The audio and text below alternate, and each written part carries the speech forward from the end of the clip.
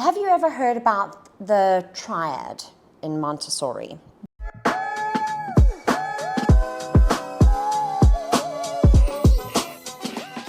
And basically what that is you have the environment, you have the child, and you have the teacher.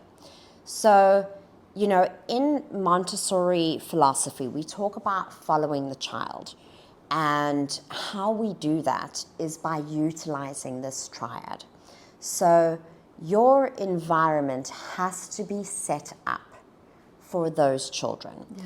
So you will look at the child, you'll look at their developmental needs. And when I talk about developmental needs, I'm not just talking about IQ. I'm talking about EQ as well. We are talking about social skills. We are talking about emotional needs, you know. Something in my experience is that often these needs are overlooked. And before you can teach a child anything, you need to understand what their needs are and fulfill those needs before you are doing anything else, you know. Because if those needs are not met, often they are labeled as something else. Yeah. You're going to label the child as naughty or as, you know, meek or something that they are not. Yes. They have a need that needs to be fulfilled. Yeah. So the importance of this triad is that you have to have a observing guide. Okay, so in Montessori, we don't necessarily call them teachers because they do way more. They are doing so much more than just teaching.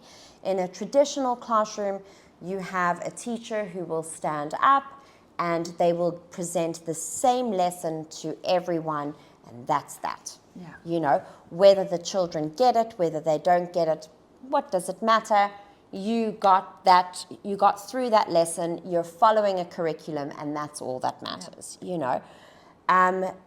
In Montessori, this is why I say a guide, you are doing way more than that. There are individual lesson plans. You are moving around the classroom, you know.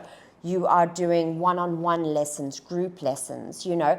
In my classroom, I will have one group doing one activity, I have another group doing something else. They are moving around. And when they are working, I will show them a material and they will work with that material in one way. And then when I have seen that they have mastered that, I'm going to show them something different about that material that they haven't discovered yet. And this is how things work. When the child enters the classroom, you're going to look at that child first, and then you're going to look at your environment, and you're going to say, hang on, is my environment suited for this child? Do I have everything that I need in here? Because I need to be able to get this child here.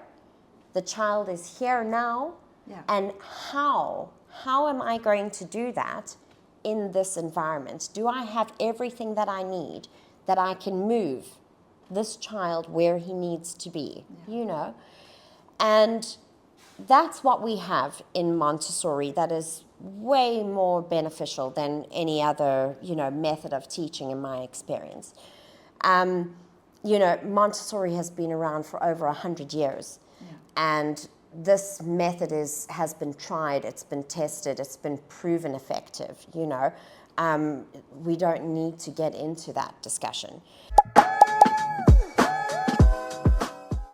Often I have found that when you see these Montessori schools, they are filled to the brim with material, but the guides are not utilizing this material in the correct way.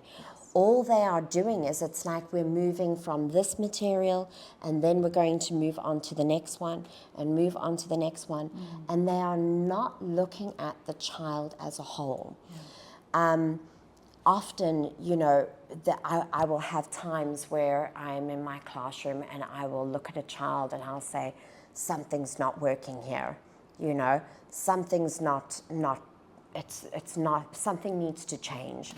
And I'll look in the environment and I'll say, I have everything. What can I do? I have to change. It's me. I have to change. Yeah. And I think that a lot of adults, you know, they are too proud. They don't have the ability to say, actually, the problem is me. I need to change. This kid is not grasping the way that I am trying to, you know, the input is too overwhelming for this child. I have to change the input. Yeah. I have to change the way that I am presenting this because it's not working. And that's something that I love about For Life, is there is a lot of adaptability in the adults here.